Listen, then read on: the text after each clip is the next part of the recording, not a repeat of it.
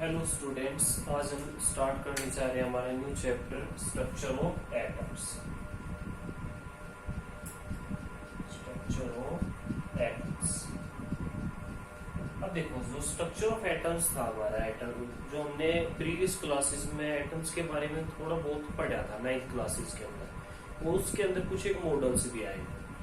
तो सबसे फर्स्ट ये एटम्स होता क्या है। पहले क्या था कि जो सबसे स्मॉलेस्ट यूनिट थी मैटर की, वो हम क्या मान के चल रहे थे, वो थी एटम्स। लेकिन जैसे जैसे आगे रिसर्च होती स्टार्ट हुई, तो क्या हुआ कि एटम के अंदर भी क्या आ गया, हमारे एटम के अंदर आ गए सब एटॉमिक पार्टिकल्स। क्या आ गया, हमारे सब एटॉमिक पार्टिकल्स। और ये सब एटॉमिक पार्टिकल्स हमारे कौन कौन से थे, इलेक्ट्रॉन, प्रोटॉन और न्यूट्रॉन। कौन कौन से थे, इलेक्ट्रॉन, प्रोटॉन और न्यूट्रॉन्स। अब ये जो सब एटॉमिक पार्टिकल्स आए हमारे, इलेक्ट्रॉन, प्रोटॉन और न्यूट्रॉन, तो इनकी रिसर्च के बाद में ये क्वेश्चन आया कि ये एटम के अंदर अगर प्रेजेंट है तो किस तरीके से प्रेजेंट है। इलेक्ट्रॉन पे नेगेटिव चार्ज आया, प्रोटॉन पे पॉजिटिव, न्यूट्रॉन पे कोई चार्ज नहीं। अगर इनके ऊपर चार्ज प्रेजेंट है तो फिर एटम न्यूट्रल कैसे है। तो डिफरेंट डिफरेंट जो क्वेश्चंस थे हमारे पास, वो आने स्टार्ट हो गए। तो सबसे पहले अगर हम देखें इलेक्ट्रॉन्स के बारे में, तो इलेक्ट्रॉन्स की डिस्कवरी के लिए उसने कौन सा एक्सपेरिमेंट किया था, उसने किया डिस्चार्ज ट्यूब एक्सपेरिमेंट। कौन सा किया, डिस्चार्ज ट्यूब एक्सपेरिमेंट, वो परफॉर्म किया उसने। ठीक है। और डिस्चार्ज ट्यूब एक्सपेरिमेंट से उसने कंक्लूजन निकाला कि जो नेगेटिवली चार्ज पार्टिकल की रेडिएशन आ रही थी उसके थ्रू डिस्चार्ज ट्यूब से, वो का नाम उसने इलेक्ट्रॉन्स दिया। फिर उसके ऊपर उसने चार्ज फाइंड आउट किया, उसका मास फाइंड आउट किया। तो वो सारा हमारा जो है ना सिलेबस के अंदर काउंट नहीं होता सीबीएसई सिलेबस में। अब वो 11th क्लास से हटा दिया उस सिलेबस से न। अब अगर हम देखें यहाँ से जो मेन चैप्टर हमारा जहाँ से वो स्टार्ट करेंगे, तो थोड़ा सा बेसिक बता रहा था मैं। तो जब ये इनकी रिसर्च होगी इलेक्ट्रॉन, प्रोटॉन, न्यूट्रॉन्स की, तो उसके बाद में क्वेश्चंस अराइज होने स्टार्ट होंगे कि एटम्स के अंदर इसको अरेंज कैसे करेंगे। तो वही सबसे फर्स्ट हमारे पास जो साइंटिस्ट आया उसका नाम था जे थॉमसन। क्या नाम था, जे थॉमसन। उसने अपना मॉडल दिया, जो वाटरमेलन वाला था, प्लम पुडिंग वाला मॉडल था, वो उसके अंदर आया।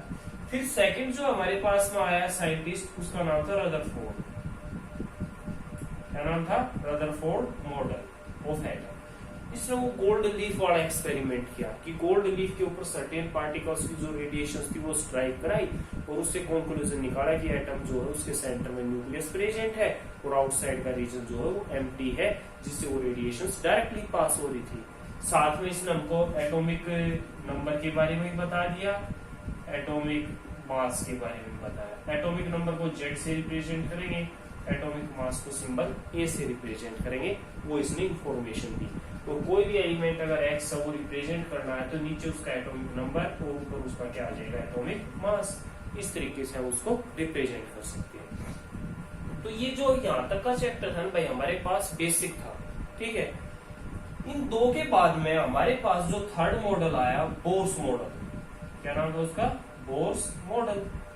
तो ये जो बोर्स मॉडल आया, यहाँ से हमारा मेन चैप्टर स्टार्ट होता है, जो यहाँ पे हमारे सिलेबस में इंक्लूडेड है। इस रदरफोर्ड के और बोर्स मॉडल के बीच में जो गैप था, टाइम गैप था, उसके बीच में दो न्यू डेवलपमेंट्स टेक प्लेस की, जिसकी वजह से स्ट्रक्चर जो एटम थी वो कंप्लीटली चेंज हो गई हमारी। किस तरीके से उसने एक्सप्लेनेशन दी वो देखो। तो हम चैप्टर वहीं से स्टार्ट करेंगे। हमारा जो दो डेवलपमेंट्स आई और उसके अंदर क्या आई, वो टू डेवलपमेंट्स। फर्स्ट क्या थे हमारे पास, dual behaviour of electromagnetic radiations. Electromagnetic radiations, एक तो ये डेवलपमेंट आई। और सेकंड हमारे पास में क्या आया, एटॉमिक स्पेक्ट्रा। Atomic spectra. इन दो डेवलपमेंट की वजह से जो रदरफोर्ड ने मॉडल दिया था और बोर्स मॉडल दिया था, उसके अंदर बहुत सारे चेंज आ गए। तो हमारा चैप्टर मेन ये इससे स्टार्ट होगा, dual behaviour of electromagnetic radiation और एटॉमिक स्पेक्ट्रा से। उससे जो बाकी का चैप्टर बच गया, वो या तो 9th की बुक से भी रीड कर सकते हो तुम, या फिर बेसिक है वो चीजें हमने पहले पढ़ रखी है, उसके बारे में डिस्कस कर लिया। अब देखो, dual behaviour of electromagnetic radiation की अगर बात कर रहे हैं, तो ड्यूल का मतलब क्या होता है, दो टाइप का नेचर। तो यहाँ पे क्या कह रहा है, ये जो हमारे पास रेडिएशन है उसका दो टाइप का नेचर है। एक तो उसका नेचर है वेव लाइक, कैसा है, वेव लाइक नेचर, और एक उसका कैसा नेचर है, particle like nature, particle like nature. ये दो टाइप का नेचर एग्जिस्ट कर रहा है। पहले मैं जनरली बात करूं, कोई भी नॉर्मल वेव है, जैसे तुमने देखा होगा कहीं पर पानी इकट्ठा हो रहा है किसी पोंड के अंदर, अगर हम कोई स्टोन फेंकते हैं तो जैसे स्टोन गिरेंगे उससे वेव जनरेट होनी स्टार्ट हो जाएंगे, आउटसाइड की तरफ जाएंगे। तो कोई भी जो वेव थी वो किस फॉर्म के अंदर जाएगी, एक बार वो इस टाइप से अपवर्ड डाउनवर्ड अपवर्ड डाउनवर्ड इस फॉर्म के अंदर जाएंगे ना, मूव करेंगे, वो आगे की तरफ बढ़ती चली जाएगी। तो भाई जो ये अपर पोर्शन होता है ना, जो अपवर्ड का पोर्शन है, इसको तो हम कहते हैं क्रस्ट। क्या कहें इसको, क्रस्ट। और जो डाउनवर्ड वाला पोर्शन है इसको हम क्या कहते हैं, ट्रफ। क्या कहेंगे इसको, ट्रफ। क्रस्ट और ट्रफ की फॉर्म के अंदर वो कंटिन्यूसली मूव करेंगे।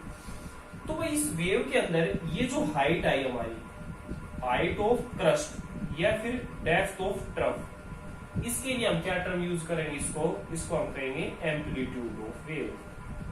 क्या कहेंगे इसको, एम्पलीट्यूड ऑफ वेव। कि कोई भी वेव है कितनी हाइट पे जा रही है, कितनी डाउनवर्ड में जा रही है, उसके लिए हम एम्पलीट्यूड टर्म यूज करेंगे, जो हाइट थी या फिर डेप्थ थी इसकी।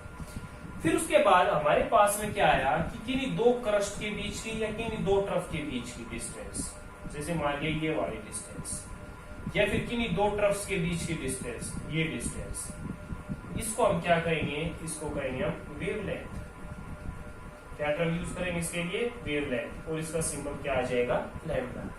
क्या सिंबल आ जाएगा इसका, लैम्बडा। और क्या नाम है इसका, wavelength. Distance between the two crest या फिर to trough is called wavelength and represented by the symbol lambda. ठीक है, यहीं से हमारे पास कुछ एक बेसिक टर्म्स आनी स्टार्ट होगी। सबसे फर्स्ट जैसे वेवलेंथ आई, उसकी डेफिनेशन लिख देंगे। एम्पलीट्यूड आया, उसकी डेफिनेशन लिख सकते हैं।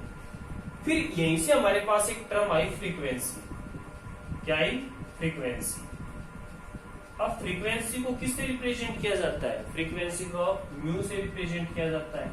और ये किसके इक्वल होगी, ये सी अपॉन लैम्बडा की इक्वल होगी। फ्रीक्वेंसी किसके इक्वल होगी, सी अपॉन लैम्बडा की इक्विवेलेंट होगी। ऐसे ही हमारे पास एक टर्म आएगी वेव नंबर। Wave number. अब इस वेव नंबर की मैं बात करूं, वेव नंबर की अगर मैं बात कर रहा हूं तो वेव नंबर क्या होगा, किससे रिप्रेजेंट करेंगे इसको, वी बार से रिप्रेजेंट करेंगे। और किसके इक्वल होगा, inverse of wavelength. Inverse of wavelength is called wave number. ठीक है, अब यहां से इन दोनों के बीच का अगर मैं रिलेशन देखूं तो मैं mu is equal to C into 1 upon lambda लिख सकता हूं इस फॉर्मूले को। और यहां से मैं लिख दूंगा इसको mu is equal to C into V bar. लिखा जा सकता है वेवलेंथ और फ्रीक्वेंसी के अंदर रिलेशन निकल आया कि 1 अपॉन लैम्बडा की वैल्यू क्या होती है, म्यू बार। वो वैल्यू मैंने यहाँ पे पुट कर दी।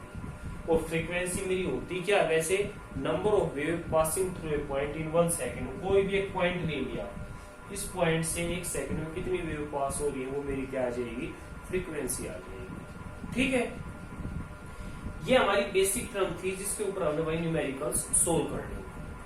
अब इससे पहले मैं इसके वेव लाइक और पार्टिकल लाइक नेचर में स्टार्ट करूं, ये वेव के अंदर जो जनरल टर्म्स होंगी वो डिस्कस की थी मैंने। अब मैं अगर इसमें स्टार्ट करूं तो मेरे पास में पहले एक टर्म्स आई इलेक्ट्रोमैग्नेटिक रेडिएशन। पहले मैं उसको समझूंगा कि इलेक्ट्रोमैग्नेटिक रेडिएशन एक्चुअल में होती क्या। टर्म क्या है मेरे पास, इलेक्ट्रोमैग्नेटिक रेडिएशन। EMR नाम ही रिप्रेजेंट कर रहा है इलेक्ट्रोमैग्नेटिक। मींस इन रेडिएशंस के अंदर दो फील्ड कंपोनेंट होंगे। एक तो हमारे पास में होगा इलेक्ट्रिक फील्ड कंपोनेंट और दूसरा हमारे पास में होगा मैग्नेटिक फील्ड कंपोनेंट। दो टाइप के कंपोनेंट प्रेजेंट होंगे इनके बीच। कैसे होंगे, कैसे रिप्रेजेंट की जा सकते हैं। मान लिया एक एक्सिस ये है, एक ये मैंने एक्स एक्सिस मान ली, या मेरी वाई एक्सिस, और ये प्रोपेगेट कर रही है इस डायरेक्शन में, जेड एक्सिस के डायरेक्शन में। ये मेरी मान लिया मैंने वेव यहां से स्टार्ट हुई इसके ऊपर, इसको थोड़ा सा ऐसे रिप्रेजेंट करूंगा, कंटिन्यूस फॉर्म में जाएगी। सेकंड जो मेरी वेव आई वो इस तरीके से आई,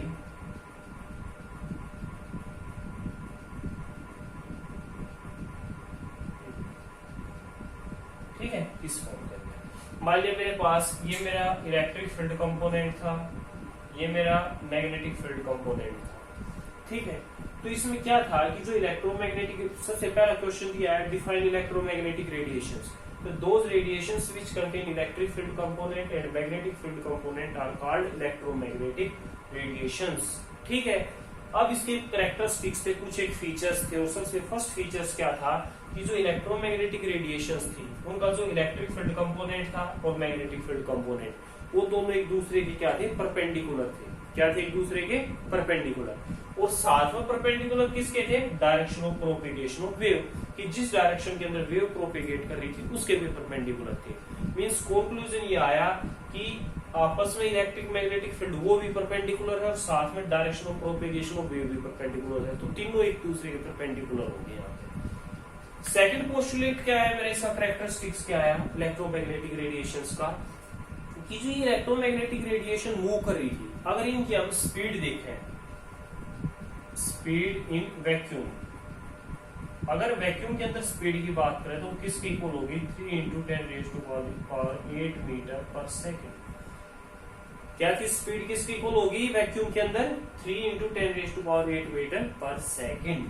ठीक है, और थर्ड पोस्टुलेट क्या आया कि जब ये इलेक्ट्रोमैग्नेटिक रेडिएशन मूव करेंगी तो इनको मीडियम की रिक्वायरमेंट नहीं होगी। जैसे साउंड सिग्नल्स में मूव करने के लिए मीडियम की रिक्वायरमेंट होती है, लेकिन जो इलेक्ट्रोमैग्नेटिक रेडिएशंस थी उसने मूव करने के लिए किसी भी मीडियम की रिक्वायरमेंट नहीं होगी। तो ये तीन पोस्टुलेट्स आए, तीन कैरेक्टरिस्टिक्स आए मेरे जो इलेक्ट्रोमैग्नेटिक रेडिएशंस के लिए एग्जिस्ट कर रही थी।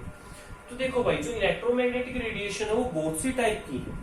अगर उनकी स्पीड इक्वल है तो फिर मैं उसमें डिफरेंशिएट कैसे करूंगा, तो भाई उसके अंदर डिफरेंशिएट करने के लिए मेरे पास दो फैक्टर थे। एक तो मेरा था फ्रीक्वेंसी, जिसमें मैं म्यू से रिप्रेजेंट कर रहा था, एक तो मेरा क्या था फ्रीक्वेंसी, और दूसरा मेरा क्या था वेवलेंथ। क्या थी मेरे पास में, वेवलेंथ। फ्रीक्वेंसी और वेवलेंथ के बेसिस पे मैं इलेक्ट्रोमैग्नेटिक रेडिएशंस के बीच डिफरेंशिएट कर सकता था, और जब मैं इनके बीच में डिफरेंशिएट करूंगा फ्रीक्वेंसी और वेवलेंथ के बेसिस पे, तो उससे मेरी एक अरेंजमेंट आएगी रेडिएशंस की। देखो इस टाइप से एक अरेंजमेंट आएगी, जैसे ये दिखा दिया मैंने यहाँ पे, तो वेवलेंथ इस साइड में इंक्रीजिंग ऑर्डर के अंदर, इसमें इंक्रीजिंग ऑर्डर, और फ्रीक्वेंसी इस साइड। ठीक है, इंक्रीजिंग ऑर्डर ऑफ वेवलेंथ या फिर डिक्रीजिंग ऑर्डर ऑफ फ्रीक्वेंसी। जो मैं अरेंजमेंट करूंगा तो उसकी वजह से मेरे डिफरेंट डिफरेंट रीजन्स बन जाएंगे। जैसे मान लिया यहाँ पर मैं देखूं, मेरा रीजन आ गया, विजिबल रीजन आ गया, मेरा अल्ट्रावायलेट रीजन आ गया, मेरी एक्स रेज आ गई, मेरी गामा रेज आ गई, मेरी कॉस्मिक रेज आई, इंफ्रारेड वेव्स आई इनके बीच में। तो डिफरेंट डिफरेंट जो मेरे पास रेडिएशंस थी वो इंक्रीजिंग ऑर्डर ऑफ वेवलेंथ और डिक्रीजिंग ऑर्डर ऑफ फ्रीक्वेंसी के बेस पे मैंने अरेंज कर दी, और उसकी वजह से जो अरेंजमेंट आई उसका नाम आ गया मेरे पास इलेक्ट्रोमैग्नेटिक स्पेक्ट्रम। क्या नाम आ गया, electromagnetic spectrum. Arrangement of electromagnetic radiations in increasing order of their wavelength or decreasing order of their frequency is called electromagnetic radiations। Clear हो गया ये चीज, तो पता लग गया इलेक्ट्रोमैग्नेटिक रेडिएशंस क्या होंगी। तो अब हम आगे मूव करते हैं उनके ड्यूल बिहेवियर्स के बारे में, जो उसने डिस्कस करना हमने। तो ड्यूल बिहेवियर्स के अंदर मैंने दो टाइप का नेचर बताया था, एक तो उसका वेव लाइक नेचर और दूसरा पार्टिकल लाइक नेचर। तो पहले जो मैं बात कर रहा हूं वो है मेरा wave like nature. Wave like nature, तो देखो भाई वेव लाइक नेचर के अंदर मेरे दो फिनोमिना एक्सप्लेन हो रहे थे। एक तो मेरा फिनोमिना था डिफ्रैक्शन का, और एक था मेरे पास इंटरफियरेंस। ये दो फिनोमिना थे, नॉर्मली फिजिक्स में पढ़े भी होंगे, प्रीवियस क्लासेस में भी आए होंगे, डिफ्रैक्शन और इंटरफियरेंस। इनके बारे में डिटेल में केमिस्ट्री में नहीं जाना, जस्ट ये पता होना चाहिए कि वेव लाइक नेचर पर कौन कौन से फिनोमिना एक्सप्लेन हो रहे हैं। तो कौन से आ गया, डिफ्रैक्शन और इंटरफियरेंस। फिर उसके बाद हमारे पास में सेकंड जो हमारे पास आया वेव लाइक नेचर के साथ साथ दूसरा उसका आया पार्टिकल लाइक नेचर। ऐसा आया particle like nature.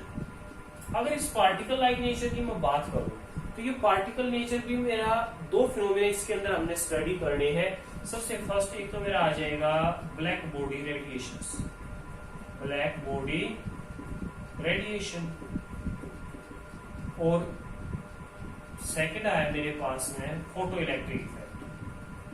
Photo electric effect. तो भाई ये दो फिनोमिना है मेरे पास, ब्लैक बॉडी रेडिएशन और photo electric effect. One by one इनके बारे में डिटेल में हम स्टडी करेंगे। सबसे पहले मैं बात कर रहा हूँ ब्लैक बॉडी रेडिएशन की। तो ब्लैक बॉडी रेडिएशन क्या होती है?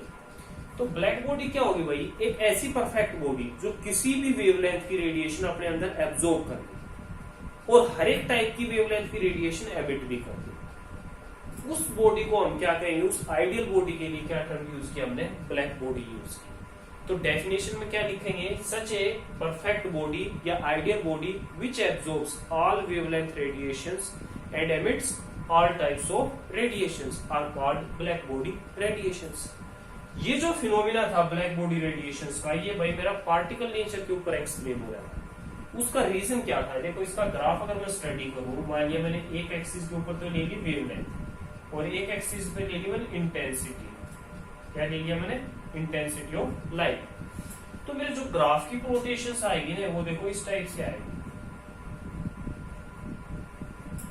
इस टाइप की ग्राफ जो थी मैंने वो ऑब्जर्व हो गया। अब ये जो ग्राफ आई ये किस चीज को एक्सप्लेन कर रहे थे? मान लिया मैंने एक आयरन को ऑब्जेक्ट किया, उसको हीटिंग करनी स्टार्ट की। जब मैं उसने हीटिंग करूंगा तो स्टार्टिंग में वो क्या होगा? रेड से कलर का होगा। उसके बाद फर्दर कंटिन्यूसली स्ट्रॉन्ग हीटिंग करता गया, वो ऑरेंज कलर में चेंज हो गया। ऑरेंज के बाद वो व्हाइट में चेंज हो गया और फाइनली लास्ट में वो ब्लू कलर के अंदर चेंज हो गया। तो उसके कलर में कंटिन्यूसली चेंज आता है। अगर ये मेरा किस पे डिपेंड करता? वेव लाइक नेचर के ऊपर डिपेंड करता, तो उस कलर के अंदर कंटिन्यूटी मिलती मेरे को। कलर के अंदर क्या होता है? कंटिन्यूटी मिलती है और वो कलर कंटिन्यूस चेंज रहता है। ये ग्राफ कंटिन्यूस अपवर्ड में जाता। लेकिन क्या है? कलर में स्टर्ली चेंज आते जा रही थी, इंटेंसिटी जो थी कलर की वो चेंज होती जा रही थी, डिफरेंट डिफरेंट कलर मारे थे। तो वो फिनोमिना मेरा पार्टिकल लाइक नेचर पे एक्सप्लेन हो सकता था, वेव लाइक नेचर पे एक्सप्लेन नहीं हो रहा था, कंटिन्यूटी के बेस पे एक्सप्लेन नहीं हो रहा था। और स्टॉप क्यों होगी? चेंज होगी, आगे कंटिन्यूस जाती, लेकिन एक सर्टेन पीरियड आया वहां तक चेंज हुई, उसके बाद वो ग्राफ वापस नीचे आ गया इंटेंसिटी वाला। तो वो किस पे एक्सप्लेन हो रहा था? मेरे पार्टिकल लाइक नेचर के ऊपर एक्सप्लेन हो रहा था वहां पे। ठीक है, तो इसमें कोई मैथमेटिकल एक्सप्रेशन वगैरह वो कुछ इंक्लूड नहीं है, नॉर्मल यही हमने पढ़ना है इसके अंदर। लेकिन सेकंड जो फिनोमिना है भाई फोटो इलेक्ट्रिक इफेक्ट, बहुत ही इंपॉर्टेंट फिनोमिना है और इसके बारे में हमने बहुत ही नॉलेज होनी जरूरी है, बेसिक्स नॉलेज। अगर कोई हमसे क्वेश्चन पूछे तो फोटो इलेक्ट्रिक इफेक्ट इमीडिएटली उसके माइंड में आ सकता है कि फोटो इलेक्ट्रिक इफेक्ट बताओ, जनरल टर्म्स क्वेश्चन क्या। तो यहाँ पर दो टर्म्स आई भाई, फोटो टर्म आई। फोटो हमारे लिए किस में यूज करें हम? फोटो लाइट के लिए यूज करें। किसके लिए यूज करें हम? लाइट, सनलाइट के लिए यूज करें। तो इस फोटो इलेक्ट्रिक इफेक्ट में क्या होगा कि कोई भी एक मेटल का सरफेस है, उस पर एक सर्टेन फ्रीक्वेंसी या वेवलेंथ की रेडिएशन स्ट्राइक कर रही है मेटल के सरफेस पर। जब वो रेडिएशन इस मेटल सरफेस पर स्ट्राइक करेगी तो यहां से क्या करेगी? जो इलेक्ट्रॉन्स थे उसको इजेक्ट कर देगी, बाहर निकाल देगी। और ये जो इजेक्शन ऑफ इलेक्ट्रॉन का फिनोमिना है ना, इसी का नाम क्या आ गया? Photo electric. Ejection of electron from the metal surface when a certain frequency radiation strike on metal surface is called photoelectric effect। कि कोई भी सर्टेन फ्रीक्वेंसी की रेडिएशन मेटल सरफेस पर स्ट्राइक करके और वहां से इलेक्ट्रॉन जो इजेक्ट होंगे उसका नाम क्या आ जाएगा? फोटो इलेक्ट्रिक इफेक्ट आ जाएगा। अब ये इलेक्ट्रॉन इजेक्ट हो भाई, इतनी आसानी से इजेक्ट नहीं होंगे, इसकी कुछ एक कंडीशंस थी इजेक्ट होने की। सबसे पहले कंडीशन क्या थी कि ये जो मेटल इलेक्ट्रोड यूज कर रहे थे ना, इसकी अपनी एक मिनिमम एनर्जी होगी जिसमें हम रिप्रेजेंट कराएंगे म्यू नॉट से, और इसका नाम है थ्रेशोल्ड फ्रीक्वेंसी। क्या नाम है? Threshold frequency. ये वो मिनिमम एनर्जी है जो इस रेडिएशन के अंदर होनी जरूरी है ताकि इलेक्ट्रॉन से इजेक्ट कर सके। वही हमने पढ़ा था किसी भी एटम में से इलेक्ट्रॉन निकालने के लिए आयनाइजेशन एनर्जी लगे है ना, तो ये एक तरीके से उसी टाइप की एनर्जी इस मेटल सरफेस की। अगर इस म्यू नॉट के इक्वल इस रेडिएशन में एनर्जी पाई ने तो इलेक्ट्रॉन इजेक्ट हो पाओगे। मान लिया रेडिएशन की एनर्जी म्यू है, तो कंडीशन क्या है? या तो mu greater than mu naught हो या फिर mu is equal to mu naught हो। इन दो कंडीशंस में क्या होगा? इलेक्ट्रॉन जो थे वो इजेक्ट हो जाएंगे। लेकिन अगर mu less than mu not मिला है ना, तो इलेक्ट्रॉन इजेक्ट नहीं होंगे, बाहर नहीं निकलेंगे। तो इस रेडिएशन की एनर्जी सफिशिएंट होनी जरूरी है मेटल सरफेस ताकि इलेक्ट्रॉन्स का इजेक्शन पॉसिबल हो सके। पहला कैरेक्टरिस्टिक्स तो ये आ गया और इसका नाम क्या था? Threshold frequency. सेकंड कैरेक्टरिस्टिक्स क्या है मेरे पास कि अगर इस रेडिएशन की जो म्यू रेडिएशन इसके सरफेस पर स्ट्राइक कर रही है, अगर उसकी एनर्जी ज्यादा है, means mu greater than mu naught है, तो उसमें से म्यू नोट अमाउंट तो उसने इलेक्ट्रॉन इजेक्ट करने में यूज कर लिया, लेकिन बाकी जो एनर्जी का अमाउंट बच गया एक्स्ट्रा, वो कहाँ यूज होगा? तो यूज हो जाएगा मेरा काइनेटिक एनर्जी ऑफ इलेक्ट्रॉन के अंदर यूज हो जाएगा। मींस उस एनर्जी ने इलेक्ट्रॉन गेन करके आगे मूव करना स्टार्ट कर देगा, इलेक्ट्रॉन आगे चल पड़ेगा, मूवमेंट ऑफ इलेक्ट्रॉन स्टार्ट हो जाएगी। ठीक है। और फिर थर्ड क्या आया कि नंबर ऑफ इलेक्ट्रॉन्स जो इजेक्ट होंगे मेटल सरफेस से, वो किस चीज पर डिपेंड करेंगे? वो डिपेंड करेंगे intensity of light. Intensity of light की जो लाइट स्ट्राइक कर रही है उसकी ब्राइटनेस कितनी है। अगर ब्राइटनेस ज्यादा होगी तो नंबर ऑफ इलेक्ट्रॉन्स ज्यादा इजेक्ट होंगे। पहली कंडीशन तो ये है भाई, म्यू नोट्स की इक्वल एनर्जी होनी जरूरी है, लेकिन इलेक्ट्रॉन कितने इजेक्ट होंगे वो डिपेंड करेगा इंटेंसिटी पे, उस लाइट की ब्राइटनेस पे। अगर ज्यादा ब्राइट लाइट होगी तो इलेक्ट्रॉन ज्यादा इजेक्ट करेगी, और कम होगी लाइट तो इलेक्ट्रॉन का इजेक्शन कम टेक प्लेस करेगा। क्लियर होगी ये चीज? ये हमारा फोटो इलेक्ट्रिक इफेक्ट का फिनोमिना था। तो एक हमारे पास साइंटिस्ट आया, साइंटिस्ट का नाम था प्लैंक्स। क्या नाम था? प्लैंक्स। ये जो प्लैंक्स था इसने एक थ्योरी दी जिसने कहते प्लैंक्स क्वांटम थ्योरी। क्या कहते हैं? Planck's quantum theory.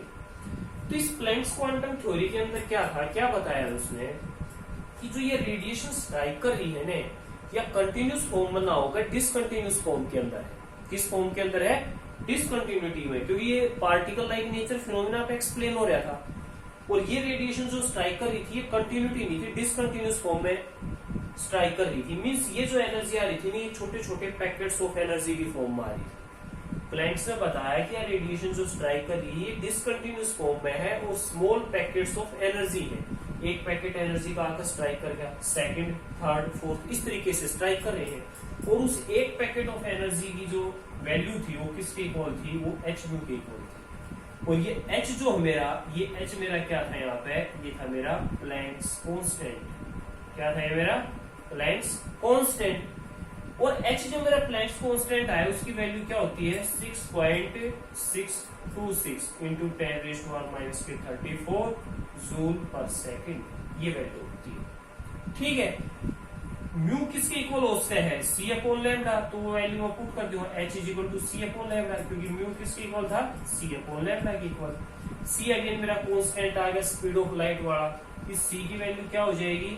3.0 into 10⁸ metre पर सेकेंड। तो इस तरीके से क्या बताया, अगर वेवलेंथ दे रखी उस पैकेट के उस एनर्जी की, तो उससे हम उसकी एनर्जी निकाल सकते। ठीक है।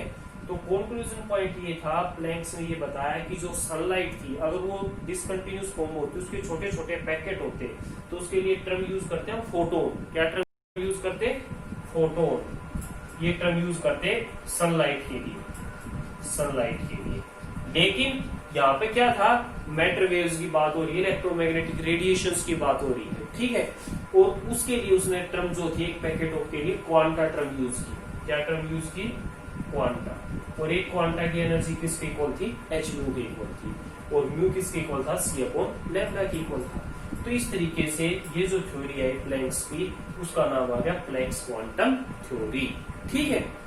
अब देखो यहां से भाई, जब प्लैंक्स क्वांटम थ्योरी आई हमारे पास में, तो उसमें क्या मॉडिफिकेशंस मिली? थोड़ी सी एक बार दोबारा चेक देखना, हम बता रहे हैं इसको, ग्राफ देखेंगे फोटो इलेक्ट्रिक इफेक्ट इक्वेशन का। अब उसने क्या बताया कि ये जो रेडिएशन थी या जो स्ट्राइक कर रही थी ना, इसकी एनर्जी क्या थी? एच म्यू थी। क्योंकि एनर्जी बता दी ना, छोटे छोटे पैकेट मारी है, एक पैकेट आया एनर्जी का, उसकी एनर्जी क्या थी? H mu. ये जो मेटल सरफेस था जिसकी एनर्जी हम म्यू नोट से ले लेते, वो किस तरह रिप्रेजेंट करेंगे हम? एच म्यू नोट से। इस मेटल सरफेस की जो एनर्जी थी वो एच म्यू नोट आ गई। तो वो इलेक्ट्रॉन इजेक्ट कर रही थी, तो इलेक्ट्रॉन इजेक्ट हुए थे, इससे हमारी साइंटिस्ट आया आइंस्टीन, और उससे एक इक्वेशन आई प्लैंक्स आइंस्टीन इक्वेशन। क्या आई? Planks Einstein equation. ये इसे फोटो इलेक्ट्रिक इफेक्ट इक्वेशन भी कहते हैं। तो वो क्या आया? एच म्यू फ्रीक्वेंसी की रेडिएशन थी जो मेटल सरफेस में स्ट्राइक करेगी, उसमें से H mu naught amount electrons जो सरफेस था वो एनर्जी गेन कर लेगा इलेक्ट्रॉन इजेक्ट करने के लिए, और बाकी जो एनर्जी बच जाएगी वो किस फॉर्म में यूज हो जाएगी? काइनेटिक एनर्जी ऑफ इलेक्ट्रॉन के अंदर यूज हो जाएगी। ठीक है, तो ये किसके इक्वल आ गया, h mu is equal to के एच म्यू नोट, और काइनेटिक एनर्जी का फॉर्मूला क्या होता है, हाफ एम वी। ये हमारा फॉर्मूला आ गया जिसके ऊपर न्यूमेरिकल सोल्व कर रहे हैं। इस फॉर्मूले के ऊपर E is equal to h mu के ऊपर एच सी अपॉन लैम्डा, इनके ऊपर हम न्यूमेरिकल्स का सॉल्यूशंस करेंगे। क्लियर होगी ये चीज क्या थी। अब अगर इस फोटो इलेक्ट्रिक इफेक्ट का हम ग्राफ देखें, फोटो इलेक्ट्रिक इफेक्ट जो इक्वेशन थे उसका ग्राफ देखें, इस एक्सिस को हम ले लें काइनेटिक एनर्जी ऑफ इलेक्ट्रॉन, और इसको हम ले लें एनर्जी या फ्रीक्वेंसी, इस फॉर्म्स में ले लें। तो ये जो ग्राफ आएगा ना हमारा, ये इस फॉर्म्स के अंदर आएगा। ये जो पॉइंट था हमारा, यो एच म्यू नोट, यो कहाँ यूज हो गया, यो इलेक्ट्रॉन्स को इजेक्ट करने में यूज होगा। यहाँ तक इलेक्ट्रॉन इजेक्ट हो गए, उसके बाद वो जो एक्स्ट्रा एनर्जी थी वो काइनेटिक एनर्जी के अंदर यूज होती चली गई इलेक्ट्रॉन्स के, इसलिए हमारी फोटो इलेक्ट्रिक इफेक्ट इक्वेशन के लिए ग्राफ जो कि हमने वो ड्रॉ किया। ठीक है, एक बार इसको दोबारा से देख लो, थोड़ा सा मैं एक एग्जाम्पल एक और बता रहा हूँ। जैसे मैंने ये बताया था कि इंटेंसिटी के ऊपर डिसाइड करेगा, ये क्लियर हो गया होगा ये ग्राफ, ये इक्वेशन, इसके ऊपर न्यूमेरिकल सोल्व करने हमने, काइनेटिक एनर्जी दिया, इलेक्ट्रॉन की निकालनी, कोई भी सारी वैल्यू क्यों होगी, एक वैल्यू निकालनी पड़ेगी। ठीक है, अब देखो उसके बाद नेक्स्ट हमारे पास में क्या आया, मैं जो इसमें थोड़ा सा और एक्सप्लेन कर रहा था वो देखो, मैंने क्या बताया था, रेडिएशन स्ट्राइक करेगी पर्टिकुलर फ्रीक्वेंसी की, म्यू नोट अमाउंट चाहिए, इसकी म्यू थी। मान लीजिए एक लाइट है भाई मेरे पास है, वो रेड कलर की, ठीक है, और उसके म्यू की वैल्यू है मेरे पास 6.6 इंटू 10 की पावर माइनस के 19 जूल, इतनी एनर्जी उसकी फ्रीक्वेंसी। और ये जो म्यू नोट है इस मेटल सरफेस के लिए चाहिए, वो इसमें चाहिए 6.7 इंटू 10 की पावर माइनस 19 जूल चाहिए। ठीक है, मेरे पास है एक येलो कलर की लाइट, उसकी फ्रीक्वेंसी है 6.8 इंटू 10 की पावर माइनस के 19 जूल। और एक मेरे पास है ब्लू कलर की लाइट, जिसकी इंटेंसिटी है मेरे पास 6.7 इंटू 10 की पावर माइनस के 19 जूल। तो देखो भाई, रेड कलर की है ना, चाहे ब्राइटनेस कितनी है, लेकिन मिनिमम जितनी चाहिए थी वो फ्रीक्वेंसी उसके पास नहीं, तो वो इलेक्ट्रॉन रिजेक्ट नहीं कर सकती, चाहे उसकी ब्राइटनेस कितनी है, क्योंकि उसकी एनर्जी कम हो। अब जो येलो कलर था उसकी एनर्जी 6.8 है, एनर्जी से ज्यादा है, तो उसकी इंटेंसिटी भले ही कम है, लेकिन वो इलेक्ट्रॉन रिजेक्ट भी कर देगी, और इलेक्ट्रॉन निकालने के बाद 0.1 जो अमाउंट एक्स्ट्रा बचा एनर्जी का, वो काइनेटिक एनर्जी ऑफ इलेक्ट्रॉन में भी यूज कर देगी, इलेक्ट्रॉन आगे मूव भी कर देगी। सेम टाइप से ब्लू आया, येलो कंपैरिजन में ब्लू कलर की इंटेंसिटी ज्यादा है, तो उसकी एनर्जी कितनी है 6.7, तो इलेक्ट्रॉन रिजेक्ट करेगी, लेकिन आगे मूव नहीं करेगी, क्योंकि एक्स्ट्रा एनर्जी नहीं है उसके पास। हाँ, नंबर ऑफ इलेक्ट्रॉन ज्यादा इजेक्ट हो सकते हैं, एक की बजाय 2 या 3 इलेक्ट्रॉन इजेक्ट कर सकते हैं। ठीक है, तो ये भाई हमारा फोटो इलेक्ट्रिक इफेक्ट था। आज के लिए हम इतना ही क्लास के अंदर पढ़ेंगे। ये तुमने है ना सारी चीज बेसिक है हमारी, इससे पहले की जो हमने बताई रदरफोर्ड मॉडल तक की वो पढ़नी है, उसके बाद ही हमने स्टडी करना है बुक में से। जब इसको पढ़ेंगे 1-2 बार प्रैक्टिस करेंगे न्यूमेरिकल्स की, नेक्स्ट क्लास के अंदर तभी क्लियर होती चली जाएंगी सारी चीज। यहाँ तक का थ्योरेटिकल था जो हमको याद करना होगा। Okay, thank you.